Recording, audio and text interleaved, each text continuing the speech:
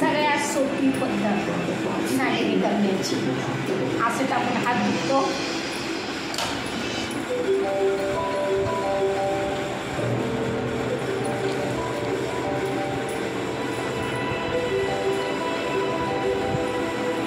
झटपट एकदम.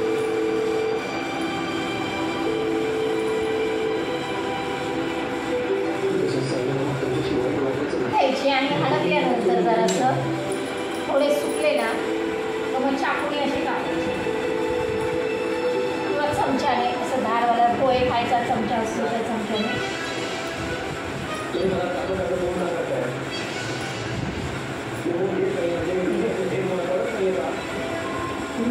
असे बारीक बारीक हे करायचे.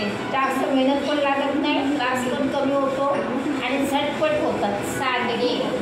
आता हे मी बनवले चणा डाळ, मटकी डाळ आणि मूग डाळ. ह्या डाळी तिन्ही पण डाळी मी अर्धा किलो घेतलेल्या आणि त्या घरगंटी आहे माझ्याकडेच आहे घरी माझ्या.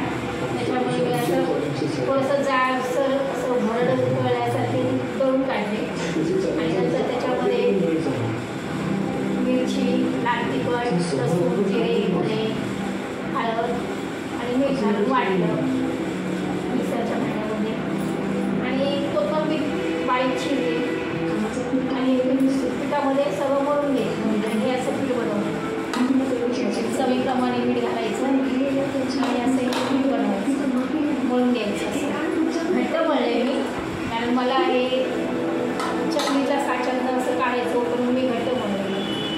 हाताने तोडताना खूप त्रास होतो असं तोडायचं म्हणजे का हे ना पोटाच्या शिरा दुखून येतो. प्रत्येक वर्षी मी हाताने करायची, पण मला एक जणीने सांगितलं असं करा तुम्ही पटकन होतं. असा जुगाड करून बघूया बोललं, झटपट होते. हे करून बघा, झटपट होते. वाळवण्याचं पदार्थ हे सांडगे तुम्हाला माहीतच असतील. आणि माझ्या चॅनलवरती नवीन असतात तर लाईक करा, शेअर करा, सबस्क्राईब करा आणि छानपैकी असे तुम्ही पण सांडगे करून बघा. झटपट आणि पटकन होत आहे, खायला टेस्टी मस्त. आणि आता हे मी घरातच सुकवले बनवते आणि थोडेसे हडकले, त्यामुळे ते उन्हाने नको सुकवणार. 2-3 दिवस चांगले कडकडे उन्हामध्ये सुकवणार आणि बर्नी किंवा डब्यात भरून ठेवणार आणि मग जसे पाहिजे तसे त्याची भाजी जेव्हा पाहिजे तेव्हा तुम्ही करून खाऊ शकता. खूप छान भाजी होते याची, कांदा टोमॅटो मसाला घालून आणि याच्यामध्ये मसाला असल्यामुळं तिखट जरा भाजी बनवते.